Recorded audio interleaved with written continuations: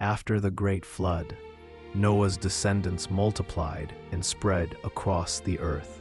But in those ancient days, all humanity spoke one language. Every word, every thought could be understood by all. They were one people, united in a way the world would never see again. And in that unity, they conceived a dangerous dream. As people migrated eastward, they found a plain in Shinar and settled there. The land was fertile, the rivers abundant. They said to each other, "Come, let us make bricks and bake them thoroughly." They learned to make strong bricks with tar for mortar. Their technology advanced, their ambition grew. Then they said something that echoed through the heavens.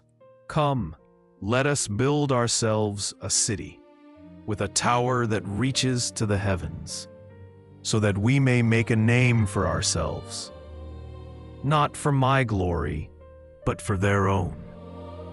Not to worship me, but to rival me." Pride had taken root in their hearts.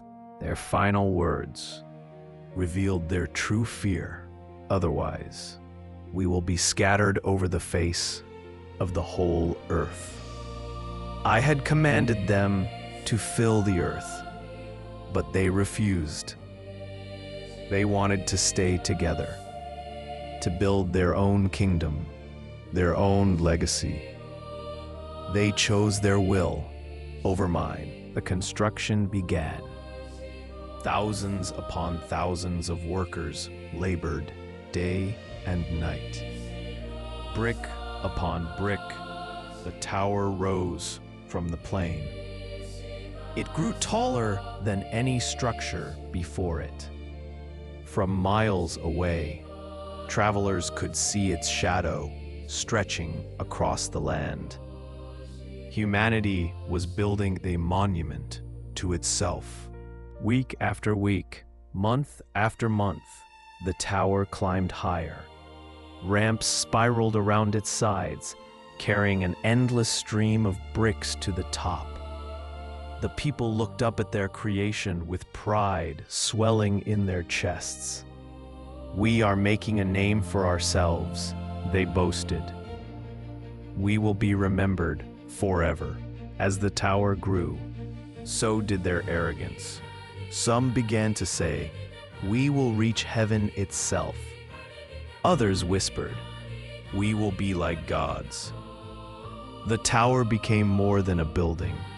It became an idol, a symbol of human power without divine authority. They had forgotten who created them. I had watched from the beginning. I saw their unity turn to pride, their cooperation turn to rebellion. The tower they built was nothing compared to my heavens, yet their hearts had grown dangerous.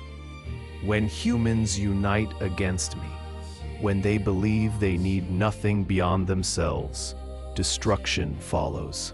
Then I came down to see the city and the tower the people were building, not because I could not see from heaven, but to judge righteously, to witness their works before passing judgment.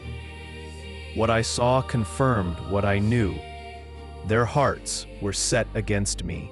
I declared, "If as one people speaking the same language they have begun to do this, then nothing they plan to do will be impossible for them."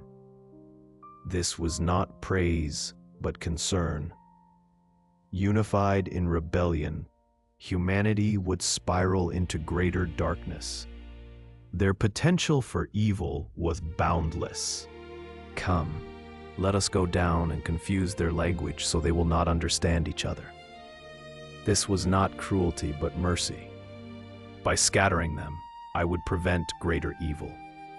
By confusing their speech, I would force them to fulfill my original command, to fill the earth, not huddle in defiance. In an instant, everything changed. Workers who had spoken together for years suddenly heard gibberish. A foreman shouted orders and received only confused stares. Families discovered they could no longer understand their neighbors. Panic spread faster than fire through the construction site. The construction fight descended into chaos. Bricks fell as workers misunderstood commands.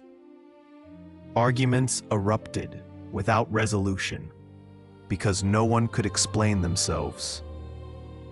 The beautiful unity that had built the tower now shattered like clay. Their strength had become their weakness. The great project ground to a halt. No amount of gesturing could overcome the barrier of language. Trust evaporated when communication failed. People who had worked side by side now looked at each other as strangers. The tower, symbol of their unity, became a monument to their division. Those who spoke the same new language found each other. Small groups formed, families clustered together. One by one, these groups left the city, heading in different directions. The very thing they had feared, being scattered across the earth, now happened because of their rebellion against my will. As they scattered, each group carried their new language to distant lands. They settled by rivers and mountains, in valleys and along coasts. From these scattered groups, nations were born. Languages evolved into hundreds of tongues. My purpose was fulfilled. Humanity filled the earth. The city was named Babel, which sounds like the Hebrew word for confused. The unfinished tower stood for generations as a reminder of what happens when pride replaces humility, when human ambition ignores divine purpose. Every traveler who passed by remembered the lesson. What seemed like punishment was actually protection. United in rebellion, humanity would have destroyed itself. The confusion of languages forced cooperation in smaller groups. It created diversity and prevented any single power from dominating all. In my judgment, there was always mercy. This was not the end of the story. One day, I would reverse Babel. At Pentecost, my spirit would fall, and people of every nation would hear the good news in their own language. What pride divided, love would reunite. What rebellion scattered, grace would gather. Beloved child, Babel teaches that true unity cannot be built on pride. When we reach for heaven on our own terms, we fall.